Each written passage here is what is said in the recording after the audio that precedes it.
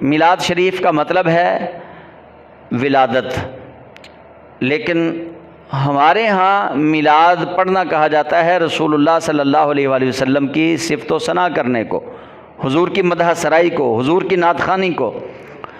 تو سب سے پہلے ہم نے یہ دیکھنا ہے کہ کیا ایسی مجلس جس کے اندر آغاز تلاوت کلام پاک سے کیا جا رہا ہے اور پھر اس کے اندر نعت شریف پڑھی جا رہی ہے اور پھر اس کے بعد رسول اللہ صلی اللہ علیہ وآلہ وسلم کی صفت و ثنا کی جا رہی ہے، یہ بذات خود یہ کام جو ہیں یہ سارے کے سارے جائز ہیں۔ ہاں، ان تین چیزیں میں نے ذکر کی ہیں، تلاوت، نعت اور بیان، رسول اللہ کی تعریف۔ اگر کوئی شخص وہاں پہ گانے کی طرز پہ نعت پڑھ رہا ہے اس کو روکنا چاہیے۔ اگر کوئی شخص نعت نہیں پڑھ رہا لیکن وہ سمجھتا ہے کہ یہ نعت ہے، اس کو سمجھانا چاہیے کہ بھائی یہ نعت نہیں، نعت وہی ہوتی ہے جس کے اندر رسول اللہ صلی اللہ علیہ وآلہ وسلم کی مکمل تعریف بیان کی جائے۔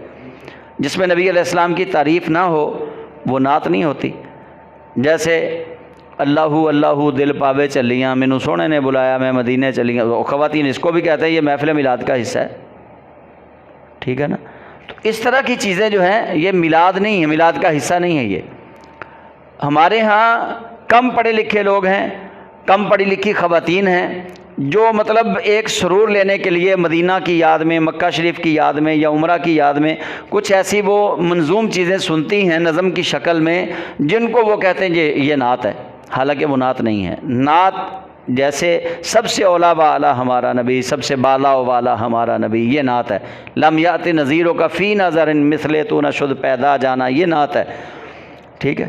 یا مصطفیٰ خیر الورا تیرے جیا کوئی نہیں، کنو کواں تیرے جیا کوئی نہیں، یہ نعت ہے، ٹھیک ہے۔ نعت وہ ہے جس میں رسول اللہ صلی اللہ علیہ وسلم کی تعریف کی جائے۔